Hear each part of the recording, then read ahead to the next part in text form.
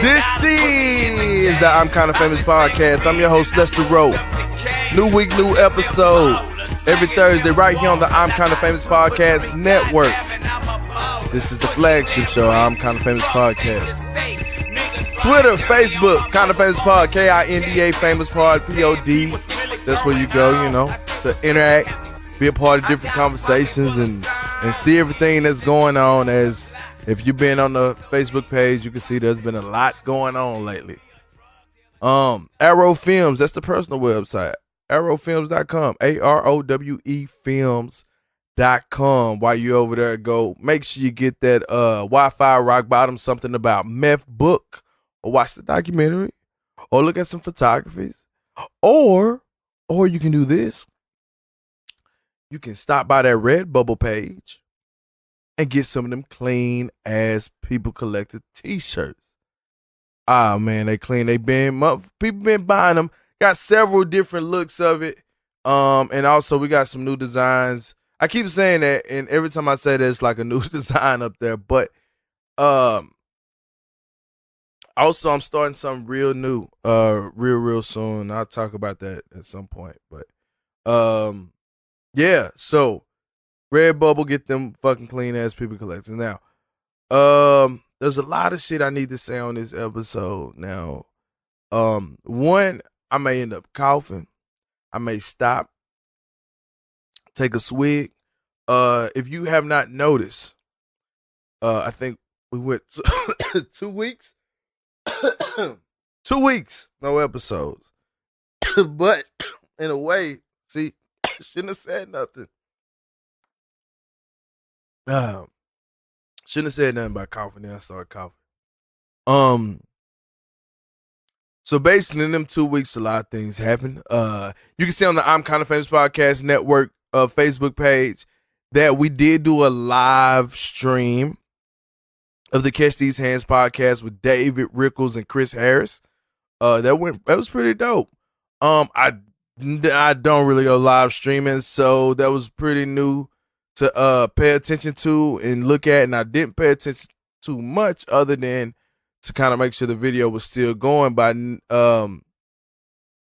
apparently there was some comments and shit. I'm sorry I missed all the comments, but you know, trying something new because I knew we was gonna miss an episode. Couple reasons. I was involved in a few events. Had a lot of shit going. And I booked a couple interviews that ended up canceling, or I had to reschedule either due to weather or just prior engagements where it just wouldn't work out. And another week because I was sick, and I'm still kind of sick. I didn't have no voice. You can also see on the Kinda Famous Podcast Facebook page, I was interviewed for the Backspace Media live stream that they do called Backspace Live Happy Hour with Jen Cole and Julie. I forget her last name, but Julie. And of course their intern page was there as well. Great event, and I'll talk about that in a minute, but I didn't have no voice doing that, so that felt weird. And I just had so much shit going on back to back. But on the plus side, even though I'm missing episodes, a lot of it was for the show. I mean, it's for the shows, for Arrow Films, for everything that I've been developing over time. So it was kind of needed that I kind of take some time away from the podcast to do that. I kind of predict that I'll probably end up doing this again. I'm looking at a few options of how I want to do this show here coming up, going into the holidays.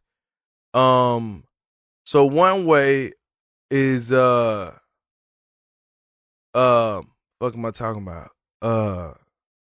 I may come back in January after I do a little vacation and things like that. Gotta be with my kids and see some family for the holidays. So I got shows lined up that I could release, but I'm doing some things a little differently in 2018 with the I'm Kinda Famous Podcast Network. So I don't know if I need to just hold those until the new year and then pop those out so I have I hit it right, or if I need to just release those to buy y'all through to the holiday until I get back.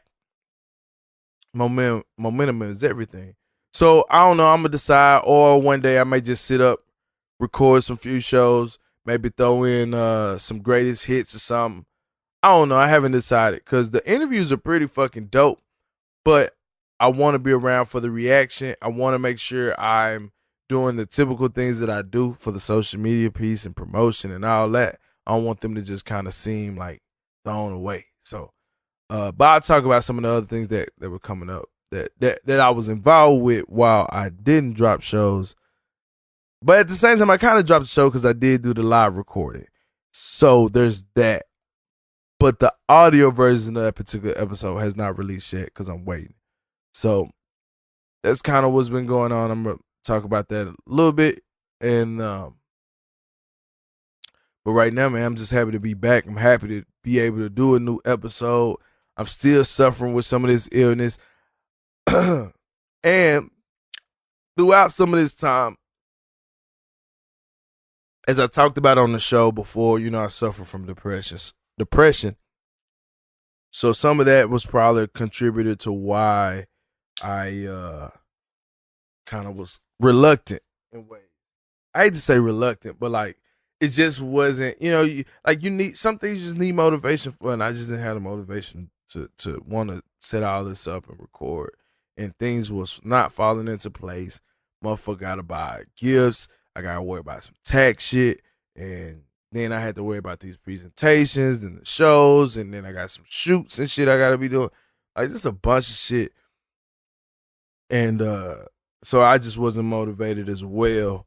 But I always stay on that grind. You always see things on the Facebook page, on the Arrow Films, which I redesigned the website. And then I got several things that was going on that I want to talk about. So, but right now, man, as a recording this, been watching, it's political season right now. It ain't even really political season. There was a motherfucking summer other more in Alabama. And before cracking the mic, I really was sitting here thinking, boy, Alabama just gonna live up to the stereotype. You know what I mean? Like backwood hick and all this shit, roll tide. That whole thing. I was really like this Doug Jones dude, he didn't win this. I mean, all right, so as of this, he won. By the time you hear this, you already know he won this fucking thing. And I'm watching it right now. They just called it for Doug Jones, 50% to 49%. And he didn't win shit. I'm gonna be honest, I'm keeping it player, like he didn't win nothing. He just didn't lose. The other cat, Moore, I'm gonna tell you what's baffling about this to me is like Moore, what do you do? Like he's an accused pedophile. I don't know how you get banned from the mall. All motherfuckers get banned from the mall are the kids that like fight in the mall or steal from the mall. He was banned from the mall because he was hitting on young girls. Who didn't call the police? You get banned from the mall for being an older dude hitting on younger chicks. Not just younger, adolescent. Let's just say adolescent. Teenagers. Let's just say that. Teenagers. Not the 18-year-old, not the 19-year-old. I don't even think the motherfucker's 17-year-old from what I recall, but you're supposed to call the police. Not ban him from the mall. He's a pedophile. He's a predator. But not only that, he was a pedophile or is a pedophile. I don't fucking know. All I know, he was accused of a lot of sexual deviancy. And what is perplexing about this is like people, like he's still running. Like, nope, I ain't do it. And it's weird to say that Trump set a precedence for this, but sort of set a precedence for this. Like, just keep denying. The more shit that come out, just keep denying. And you could possibly, excuse me, you could possibly win an election. And honestly, for a big chunk of time, it looked like He was gonna win this election. Doug Jones barely squeaked it off at the end, the last tallying of this thing. But again, he didn't win, and like he just didn't lose. And then Alabama was gonna Alabama it up and just let a pedophile win, a kitty fiddler, as they say, a pederast, which is weird. I don't even like saying that. Uh, but what's crazy is I was watching some of the coverage of this, and like they would do the man on the street stuff where they ask people like, you know, what do you think? Who you think will win? Like people in Alabama. People in Alabama. I don't know what I'm gonna pick, if I just wish that this thing can be over with and we can go back to normal life. Alabama getting a little bit of attention, more attention than we're used to. Like, motherfucker, you goddamn lie. You and Nick Saban and motherfucking Roll Tide. Y'all used to fucking attention. I don't want to hear that shit. But it was going on about that craziness. And then gonna say, and then they asked one person, the same woman, and so they eventually asked the same woman that asked, and not just her, many of them, Republican women, I guess, asked, who do you side with on these allegations, Moore or his accusees or whatever you call them? Like, well, he denied all the allegations. And let's just say, for some reason, a couple of them are true. We're talking about 40 years ago. And I personally believe people change. People change. And that's not the guy I've been seeing. That's not him, which is crazy because you motherfuckers been on a crusade for a while, killing pretty much if you a man, you've been nervous for the last month ish. Fucking Kevin Spacey went down. Louis C.K. went down. Harvey Weinstein went down. Fucking all kinds of people been going down. I think I just read earlier this morning Marshall Faulk and them went down on the NFL Network. I think you might well call it the Deion Sanders Network. I think he the only one left. I mean, people been getting hit left and right. And these motherfuckers about to vote for somebody and they go, he denied it. And it was 40 years ago. Then that's just light. That's just light work. Here's some heavy shit. I was watching one dude, he up there, they doing like a little panel. I think Vice did it. So look up Vice Alabama election coverage or like something like that, and you'll see this interview. And it's crazy. It's bonkers. Cause this dude, you used to seeing a moderator, and the moderator is like, he's playing nice and don't want to make anyone upset. Ask some real tough questions, but ask them nicely. So but this guy's aggressive. This moderator is very fucking aggressive, and I like it. There you go. And one dude say, "Look, face it. Let's just face one thing. Let's just face it. Like it was a different time, and I'm pretty sure it was people would have loved to have one of your U.S. senators or judges hit on their 14-year-old daughter. They would love it back then. Some probably love it today. And my mind was fucking blown. I'm like, you were really sitting up here justifying this shit. But this is what I also do. I'm gonna take a swig.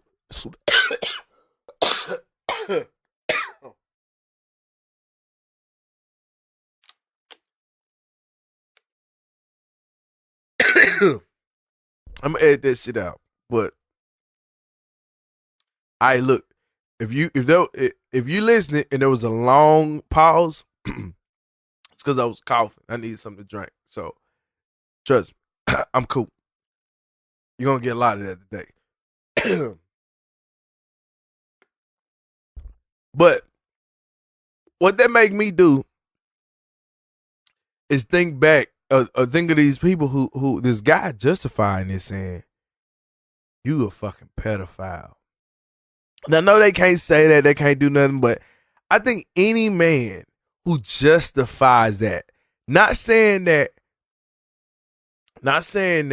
um, every man that justifies a pedophile and those who don't justify are not, because I think if you don't justify it, it's probably the smart thing to do as a rational human being if you are a predator to not defend a predator. That's why this shit makes when some that's why it makes sense when like the ones who are the most advocate against these things end up being the person that they are advocates against. So that's why like that shit happened is and it sort of makes sense because you would always want to get the smoke off of you. Get that shit off me. Damn, he the problem. So I and immediately as soon as he said, they'd be happy. Like, yep, he done touched some kids. But this thing I guess is over now. And I think really what we want to see if Alabama could have some decency. And let's just say half of Alabama can be. There's another half who didn't give a fuck. Now, another piece of this, and we're gonna get off this political shit.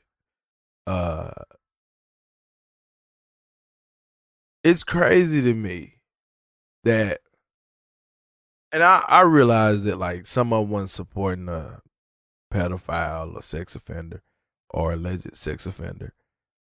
A lot of them was chasing politics, and for them it was way more important to win in politics than it had to be decent. To say, hey, this is an L that we just gonna have to take. A L that we now it is funny that Alabama of all places is a Democratic winning and leaning right now, but yeah, a lot of this is political.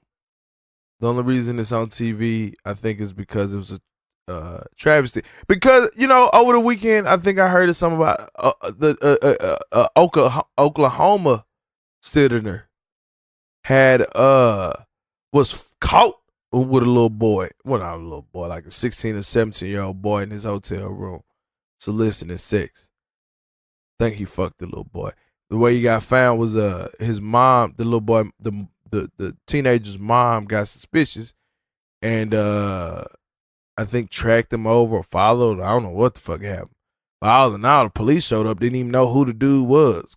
Find out later that they found out that he was a political officer. So we'll probably be doing another one of these in Oklahoma pretty soon. It's crazy. Stop touching kids, man. I'm being weird. You're a fucking grown woman. And if you're gay, get your grown boy. Believe these motherfuckers. Like, come on, man. You know that shit ain't right. You know it ain't. You know it's weird. And if you're an elected official, you definitely know because it's federal statutes to this shit. You know better. Leave it alone. With that said, though, I'm awfully close, and that's why I want to figure out how I want to end the year.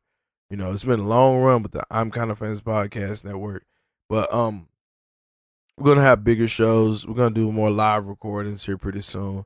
I'm working on a co-host, but I do plan to do a major show built around men and their decency or lack of decency or all this shit that's on TV. Are we really harassers like that? Are we really predators or sexual predators like that? Or do we even know? Or who knows? We really don't know. I mean, I guess but maybe we need to have an open conversation. So we're gonna have an open conversation over debate or about these sexual issues. I'm gonna sit with a women's group. I'm gonna sit with a men's group, and figure something out. Figure something out because it's just kind of weird. All these people who are going down lately, and a lot of it a lot of it in ways seems like, okay, I remember this time I was uncomfortable, and now we bring it up, and now a guy's left trying to defend himself between something like he didn't think probably much of. He probably was just shooting his shot, not realizing how uncomfortable we was probably making someone. And I think we all are guilty of that. But to what extent? And I think that's the conversation that needs to be had. We're not talking about rape. We know what rape is. We know that. And there's a larger conversation need to be had around that as well. But we're gonna do all that. Oh man, y'all gonna hate this episode because this is a sick dude episode. That I just didn't want to go a third week without another show, so I need to be here before the holidays, before I go on vacation. But where we're going with that? So yeah, that's some things coming up. I'm kind of the Catch These Hands podcast is about to get bigger. We got a few things in store. With that, I'm gonna try to. I probably, depending on the circumstances, I may run those episodes as live streams. In the future, I don't know if all of them will be, but maybe most will be. That way, if you're following the Kind of Famous Podcast Network, you'll likely get the live. Well, you get Catch These Hands episodes early, essentially.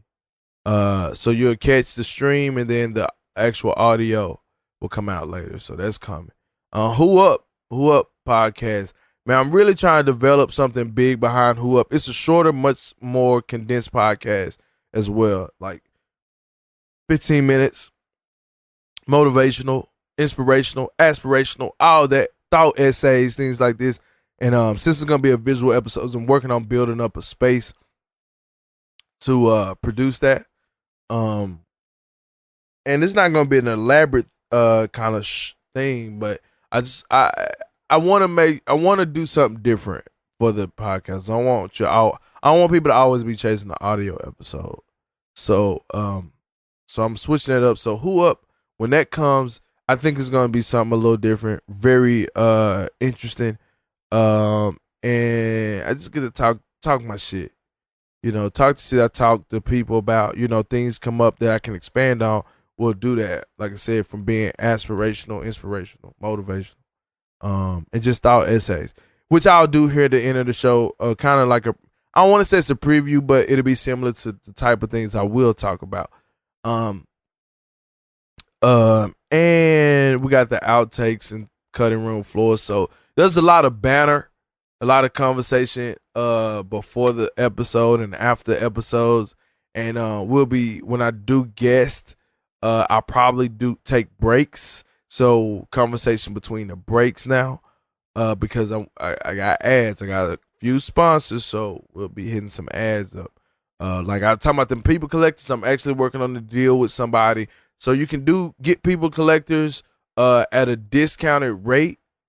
If I can ship it to you in this whole thing.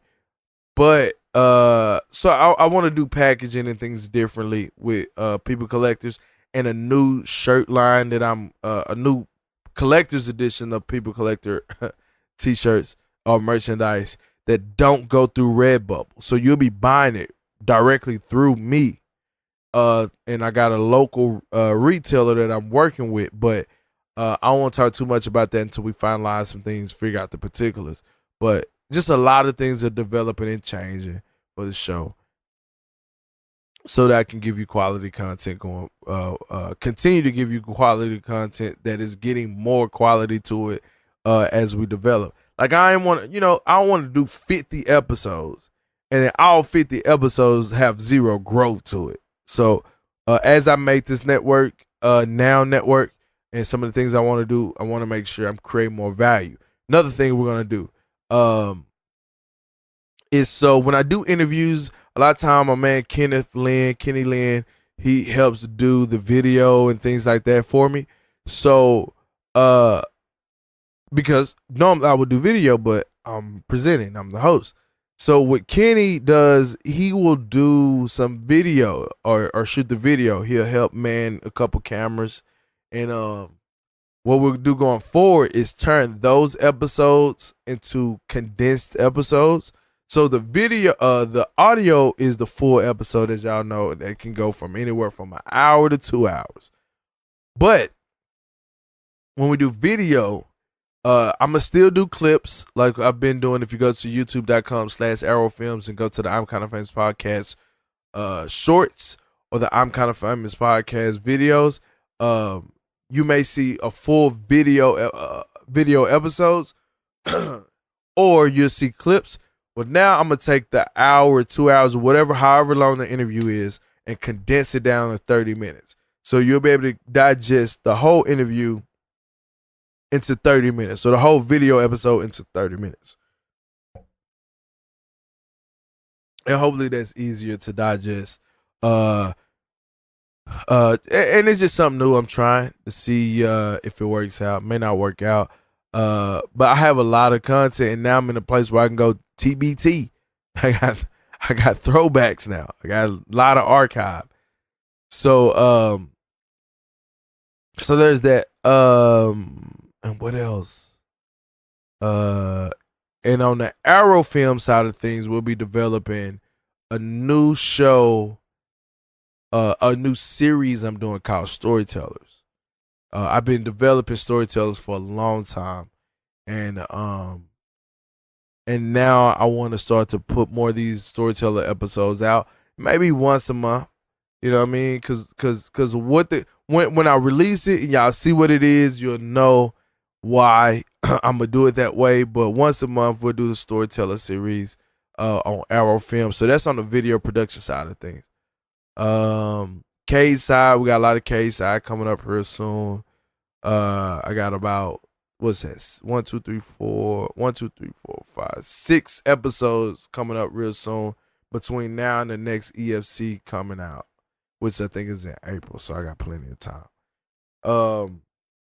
Let's see.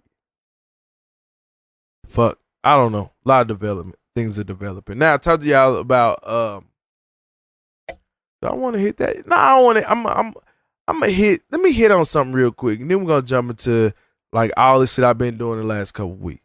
So, y'all probably heard about this. Let me get the name. Take a little swig.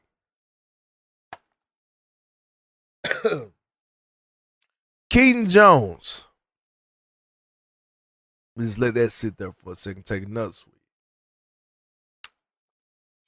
Keaton Jones. Boy, did he finesse y'all. So that's one reason why I don't really like viral anything. Now, granted, I want my show to be viral, but here's the reason why. I'm creating content. Not, when I say creating content, man, I have to sit here. I have to develop this shit. I have to come up with something to talk about.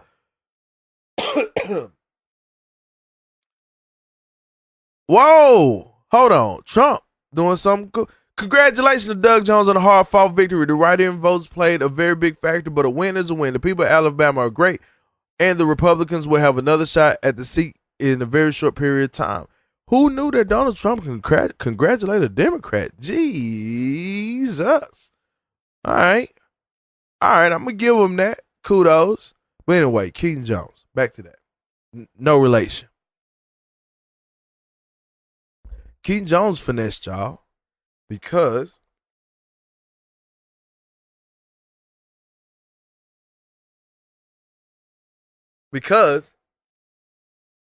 it's something about him being bullied. Now, I guess I don't get into viral things. Like I said, I want my shit to be viral because I need it to be viral. I need more people on it because I'm building an audience. I'm creating something. It takes a lot to do what I do on all these different platforms that I do it on.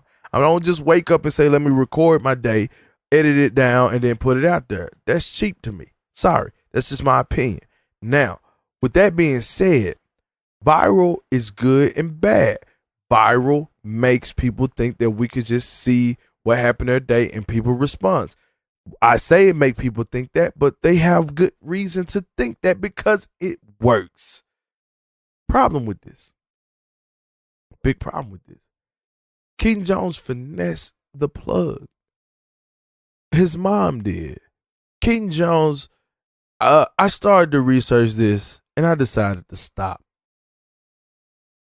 And this, because here's what happened, allegedly. So Keaton Jones, little boy, I don't know how it is, got bullied, allegedly.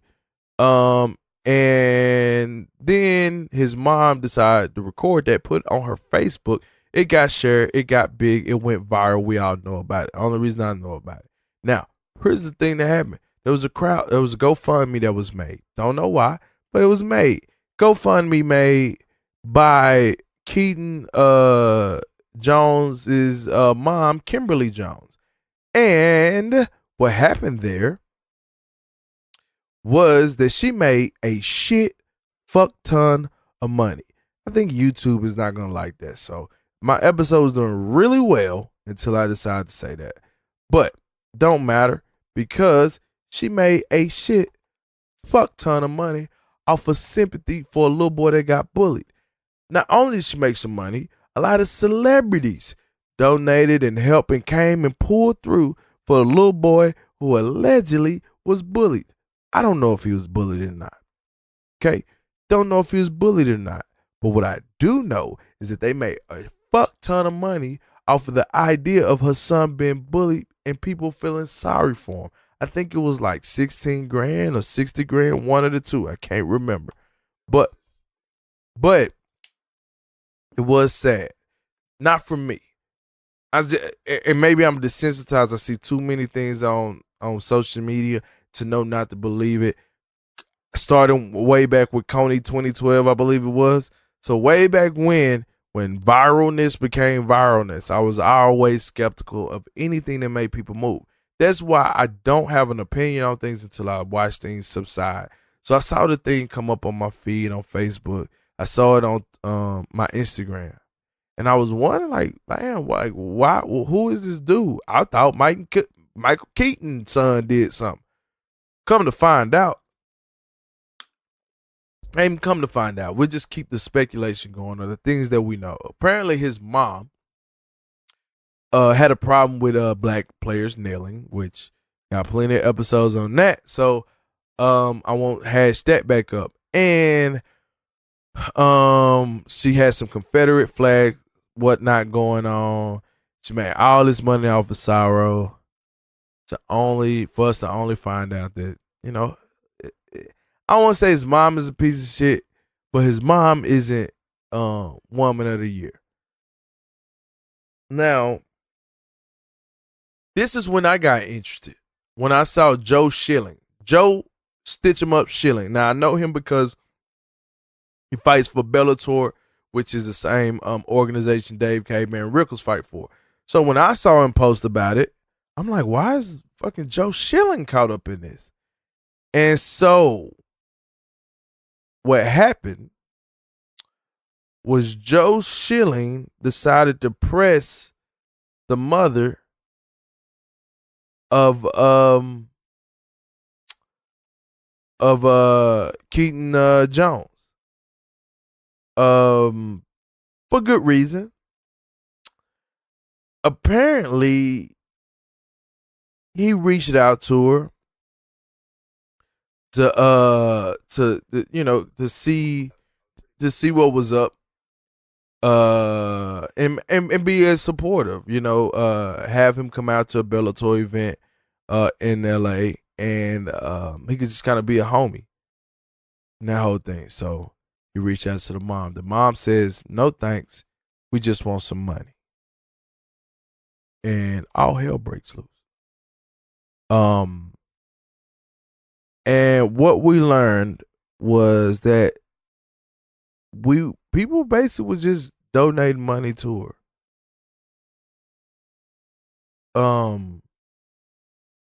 They were just giving money blindly to a GoFundMe account. And Joe Schilling reached out, and there was some things about her saying, us white people, we need to stick together. And it's just a whole bunch of shit. Just a whole bunch of shit just to basically find out we got Finessed, and it's possible that he got bullied for saying racial slurs. And I don't even know if it's bully, it's ass whooping. Like, honestly, I don't know what bullying is no more. Be honest. I hear my daughter talk about bullying sometime. I hear other kids talk about bullying. I don't know what it is. What's a fight at school? Is a fight at school bullying? If he was talking shit and some good old boys decide to go put a lumping on him or teach him a lesson, is that bullying? Is this bad language considering bully language? Like, I know there's no eye for an eye in this whole thing, but sometimes kids have fights in school and someone's going to be on the losing end. Trust me, I've been on the losing end of some fights in my time. And I done handed out some losses as well. So I don't know. But what happened? GoFundMe decided to suspend the account of Kimberly Keaton because really, when you think about it, her kid got bullied. What are we funding? Emotional grief? Is that what we funding? We should pay somebody for that? Does a kid feel bad? I can't. Everyone with kids, everyone with children, their kids come home feeling bad at some point. Should we fund that? I ain't with it. That's the problem with that social, like anything that go viral where it seems like we may need to speak on it or jump into it. Give it a few. Give it some time. Give it a couple days. If it's bad, it's gonna be bad in a couple days. You can still return to it, but give it some time. Because in time you find out. In time you find out that Lonzo Ball is trash.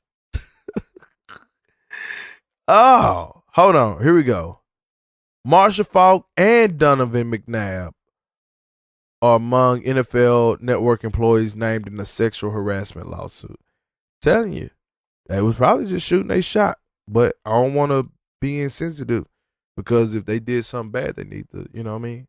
That shit is serious, but we need to have a conversation about it. But anyway, yeah, slow down. Everyone wants your attention. Everyone wants your moment. Everyone wants a moment. And you can never know what's legitimate or not. So you just gotta watch out for like scams, really. I mean, a lot of this shit is scams. A lot of viral shit based on sympathy and empathy are scams. I personally feel.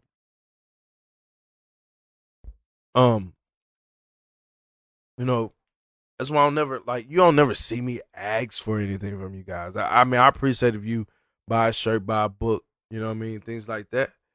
But it's hard for me to just say give me money. That's why I haven't I got a Patreon account and I haven't decided how can I utilize this Patreon where if y'all donate to me that you get some kind of value from it. Some value that I can keep up with. So shit like that. Moving on, man. Let me see how much time we got. Cause I know, man, my voice is about to die on y'all. I'm really trying to make it through this hour. So if this episode's a little short, sorry. I got sponsors and shit I'm supposed to plug. So I'm just gonna drop a few plugs. I'm gonna drop a plug real quick, then we'll transition to the end of the show. Cause I'm tired now. I got the medicine in me, and I'm starting to cough more. But Urquhart and Wofford. That's one I want to give a shout out to. And my homegirls, man, from school, shit, back from South Side when I grew up in Dallas, Texas. And they got a fashion brand, which I think is dope. It's based on guys with unique figures. You know how you go to a big and tall section and you see a big boy, they got a shirt on, not just big but tall as well. You know, they be in that section and everything all funny looking. It's not tailored looking. What they have created is a brand that's built around giving guys with unique shapes, not just because they big, not just because they tall. Also, you got those athletic bodies, the big muscle bound bodies that they still want to look good. They still want to have a great physique and look to them as well in their clothes and not just look baggy and all out of shape. So Urquhart and Wofford clothing brand. Make sure you check them out. I have that information in the show notes, so look up the show notes on Urquhart and Wofford. As well as I gotta continue to give a shout out to Touch Body Works. Man, great gift time. Great gift time. Go to Touch Body Works at evoketouch.com and use the campaign code podcast 10 to get 10% off discount at checkout. It got a lot of things, a lot of gift baskets and things like that. That Perfect Gentleman, it's a whole bunch of things over there, but Perfect Gentleman for men, distinguished gentlemen. I need to do a re-up order my damn self, to be honest with you, because I'm all out. But go over there, get something for your mom, your daughter, your sister, anybody. It's all kind of things over there. Bath bombs, body soap, just all kind of natural skincare product. And it's black business. Both of these black business, black owned business, doing things independent. It's great. And with evoketouch.com, and it's skincare that's so natural that you can eat it, but don't. Seriously, don't. So I did a few events lately. One of them called 1 Million Cups. 1 Million Cups, and I like I talked, after 1 Million Cups, it kind of snowballed into a lot of different conversations, a lot of meetings, a lot of upgrade, a lot of development, and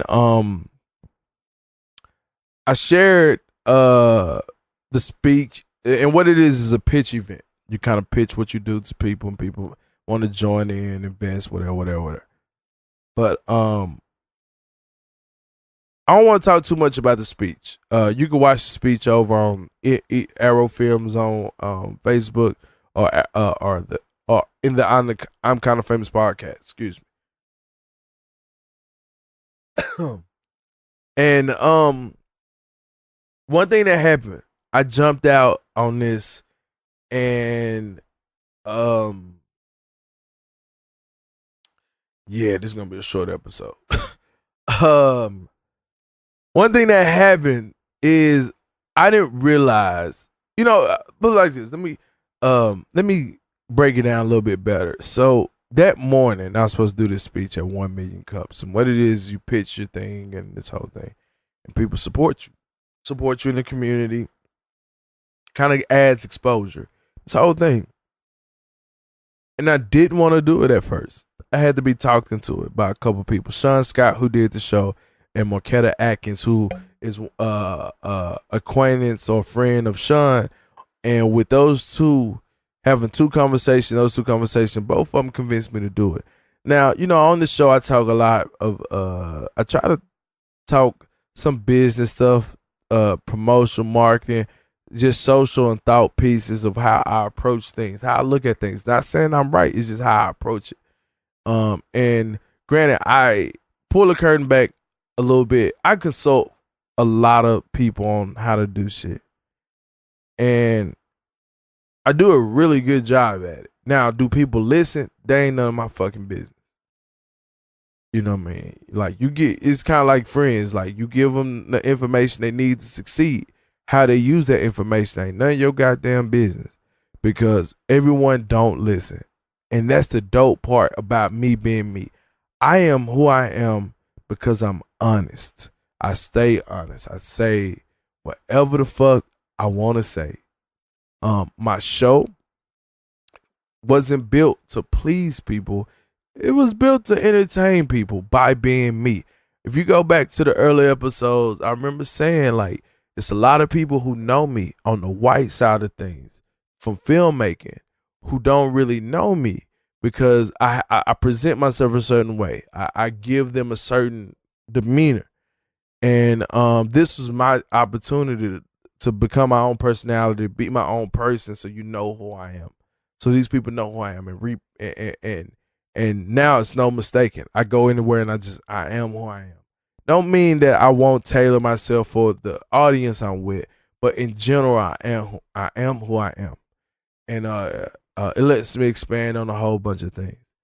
And so, before going into this, I was like, man, do I be what these people want me to be? Because I realize that this is a demographic that I generally am never talking to. In terms of the things that I do.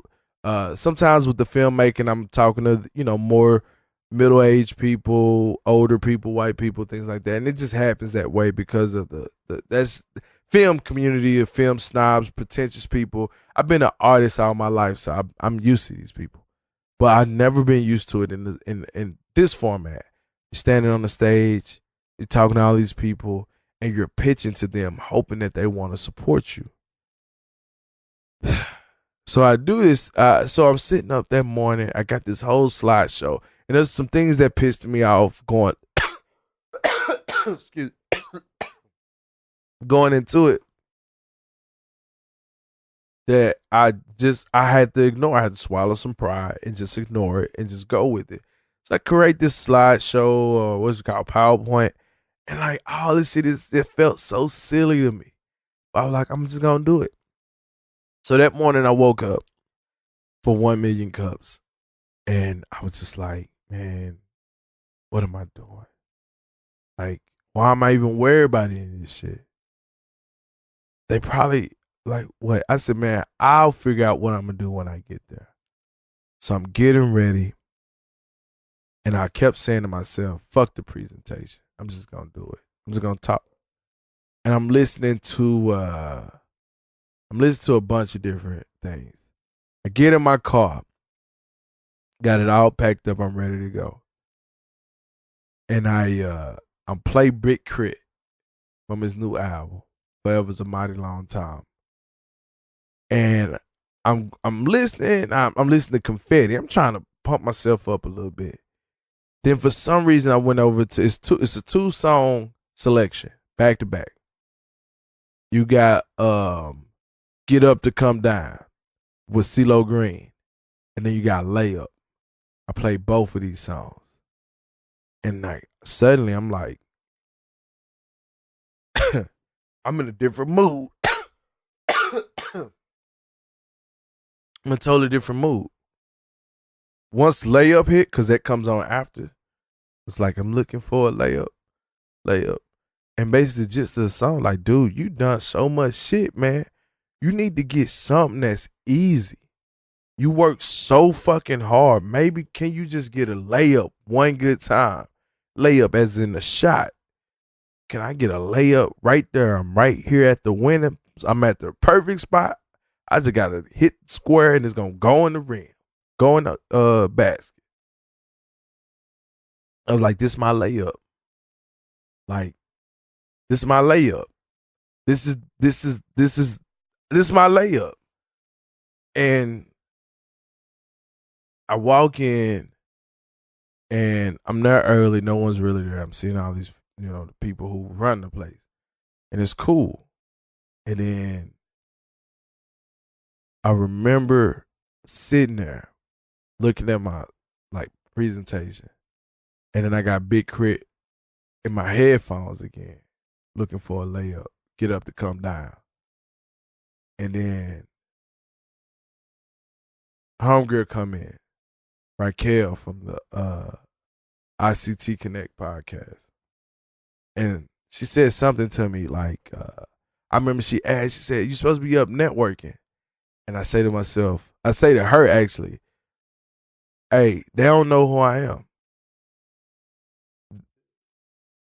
They don't know who I am. So who am I talking to? Who are they talking to? I go, if I do a good job, they'll come to me. And at that point, I said, fuck the presentation. I said, I'm just going to go up there and be me. Just talk. I don't have a problem speaking in front of groups. And so I go up there, they call, they do this whole thing. I have to go first. And I know me. In my mind, I go, you don't want me to go first. Because I'm a tough act to follow. Just period.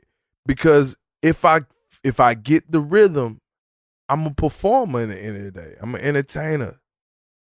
I like entertaining. I go up there, fucking slideshow fucked up. They don't even have me ready. So I have to address that moment. And when I address that moment and I hear people laugh, it's done. Because that's what I need. I just need that moment of laughter. That's all I need. And when they gave me that moment of laughter, I knew that I could just do this. And so the whole presentation I came up with, that whole time, I threw that, I scrapped it. I said, I'm just going to go up there and talk. I intentionally dressed the way I dressed. Like, I was thinking, do I need to dress up, do I need to button down? Da, da, da. I said, nah, man, I'm going to be fucking me, yo. Like, if these people don't fuck with me, they don't fuck with me. That's it. I ain't worried about nothing else. If they don't fuck with me, they don't fuck with me. Like, I know who I'm talking to. I know my audience. I know what I've been building. I know what I've been doing. And it fucking works. So if they don't fuck with me, it's because I don't present the shit right. And as I told Rex, hey, if I do a good job, they'll come to me. If I do a shit job, there's nothing more for me to talk about. Because I didn't please them enough that they want to find out more about me. So I go up there and present. You know, I'm feeling it because I got the laugh that I needed. And at that point, whatever happened, happened. And what happened was, guys, several little meetings. Not little meetings, real dope meetings.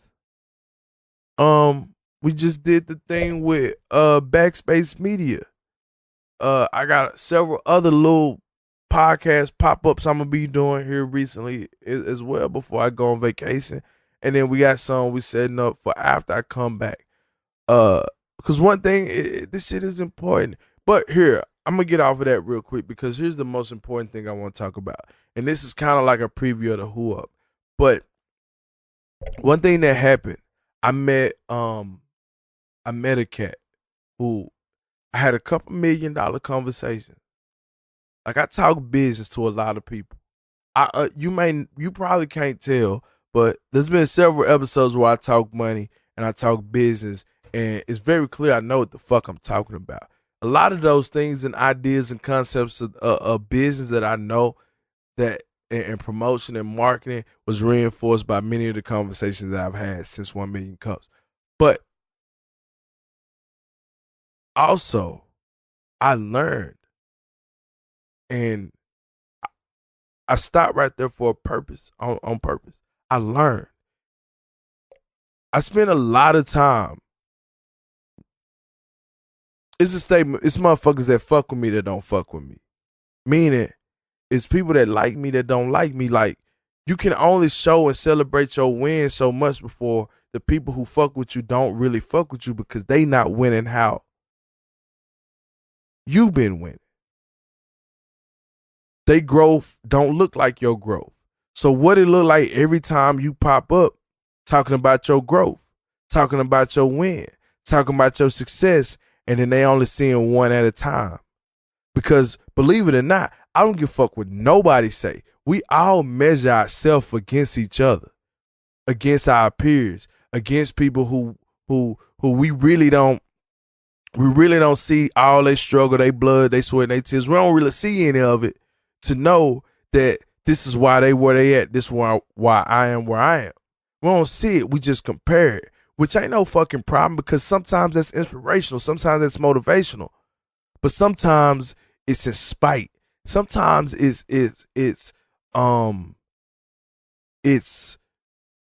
to our own, I don't say detriment. What's the word? I don't know the word I'm looking for, but I want to keep staying on this road. But we end up hurting ourselves chasing some other motherfucker. And one thing about learning, when I say learn, is like sometimes it's a motherfucker doing so much better than you and get it so much better than you that it's better that you not compare yourself. It's better that you not compete. It's better that you not speak more than you listen. It's more than that you just learn. Let a motherfucker tell you some fucking wisdom. Let a motherfucker give you something that you ain't got. Don't assume that you got it. Like at times it can seem like I'm an arrogant prick, that I'm an asshole or whatever. At times it can seem that way, but that's only because I'm honest. You tell me you want to build a boat, that you have aspiration of boat building. Well, I want to figure out how not only can you build that boat, but how can you bring other motherfuckers onto your boat to know that you building a boat so you can make bread off that boat and be the biggest, baddest, most boat building motherfucker that you'd have never met. That's what I try to do for people. With no return, I don't give a fuck. I've got my own shit I'm doing. But you tell me you in my circle is about the winner circle. So I want to help. Me and K-Man talk all the fucking time about like ways to make EFC better. Not just how do we maintain this shit, how do we make this shit better? and that's excuse me. And at times I know my ideas rub people wrong. My ideas rub people wrong because they can't see as big as I can fucking see sometimes. And I get that shit. I understand that shit. And sometimes we'll be talking and sometimes I can see the doubt on his face. But then I feel like I can always spin the circle back to me. Like, you don't believe what I'm saying? I am proof that what I'm saying because I take these risks on me all the time. And you see what the growth look like. Now imagine we put budget behind that shit. We put a real plan behind that shit, how much shit can grow. But anyway, I back up off that. And what I'm saying is, learn it. I'm sitting in this position now where now I have to shut up and I have to listen and I have to fucking learn. Cause somebody bringing some shit that I know about conceptually, but I don't know about that shit actually. And I'm sitting there learning. I'm nodding my head. I'm listening. I'm engaged in it. I ain't got to write no fucking notes because I'm listening. You talking to me now. And, man, I had motherfuckers like, it's crazy some of the shit that was being said to me. Because, how you say this shit? Because I knew it, I just didn't get it. Like, I know how it worked, but I didn't get how it worked. And not only did I know how it worked and get how it worked, and being as magnificent as a motherfucker I am, to have a person break it down to me in ways that I never even fucking gathered, like, yo, that's real. And then to have people with $1 million in the bank account, hundreds of $1,000s in the bank account, come to me and say, how can I help you? Genuinely. While giving me game. So not only is it just a blessing for me to be in this conversation and learn, because I'm gonna take this shit. I you know what I mean? I'm like, I ain't woke or none of that shit. I come from the hood, bro. Like, that's what I come from. So when I'm hearing this shit, I take this shit back to my people. When you let me peek, they ain't let me peek over no fucking fence. They let me in the house. And then I got to go back and listen to other motherfuckers talk about empire building and all this horse shit and all this fuckity fuck, as Joe Budden would say. And now I turn around and go like, y'all don't get it. And that's why we lose. Because y'all don't get it. These motherfuckers let me peek and smell that shit. And here's the difference. Like, I don't smell that shit and think, oh, boy, they let me in the house. Like, nah, I'm finna take that shit. I'm gonna blossom that shit for me and make that shit work. And I'm gonna show you something. I'm gonna show y'all something. I can't make you listen to me. That ain't none of my fucking business. But when I'm giving you this game, this free smoke, like, yo, you can use it or not use it, but I'm using it. You seeing how I prosper from it. Not just as a filmmaker, a podcaster, as an individual. Like, no. I prosper from on a regular basis. in a way that I can give it to other people without trying to get nothing back. Like, I really, like, man, that experience, not the presentation, that was supposed to go well. That was supposed to go well. That's how I look at shit. Like, that was supposed to go well. But I'm talking about that intangible moment. This shit afterwards. With someone giving you something. They showing you your value in a way too. But then giving you knowledge and education. Being learned. That shit fucking blew my mind. I come back home after, 3 meetings of people going, how can I help you? Believing in my vision. Not just, let me give you a bunch of money, which would be nice, but how can I help you? How can I be side by side? And what that also mean in a way too is like, they see me as a valuable thing for them as well. Don't get it twisted. I understand. I'm a commodity in a way. You know what I mean? Motherfuckers want to get on that ship before it sails. And one thing I learned being in these events and going to these events and having these meetings is like, it's a lot of that. That's legitimate networking happening. Knowing certain things. And I'm gonna do probably another episode and I'll break some of this shit down. But what we do on our end, we as in black people, minorities, is we treat another person come up like our come short. Which we can't keep doing that shit. Which I guess we can, because what that does is take a person like me with big ambitions, an ambitious fucking personality with a good ass work ethic, and we just excel and continue to excel. And shit, I don't know what to tell you. Like, it's a lot. Like, honestly, I didn't think I was gonna get here when we got to this point. Because I did want to talk about something a little differently, and we're approaching that hour. But man, what I got, like, all that shit I talk about coming up soon, that's through the blessings. That's through the blessings. And then having these conversations where these people are showing me like you can actually do the shit that you're thinking about.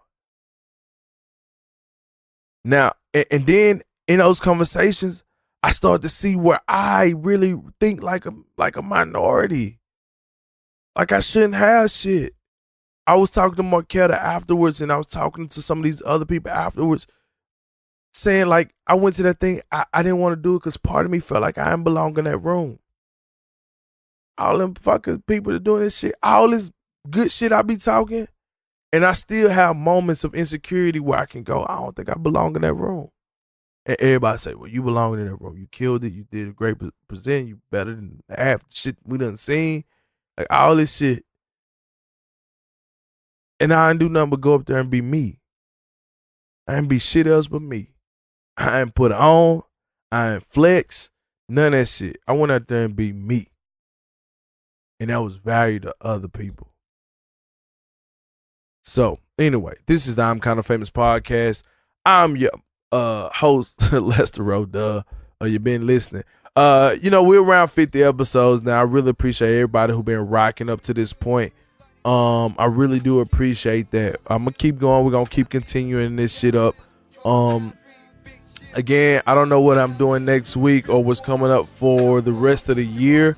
Because I got a lot of shit going. Of course, I'm going on a family vacation type shit, doing all this other shit, but you'll know. We'll talk about it in the Facebook page. Kind of Famous Pod, KINDA Famous Pod, POD on Facebook.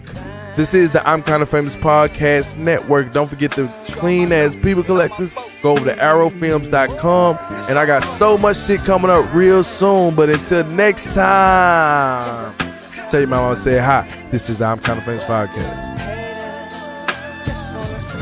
Oh, and catch these hands. So, in light of you being kind of famous, Why the hell I'm kind of famous? Who the hell she know?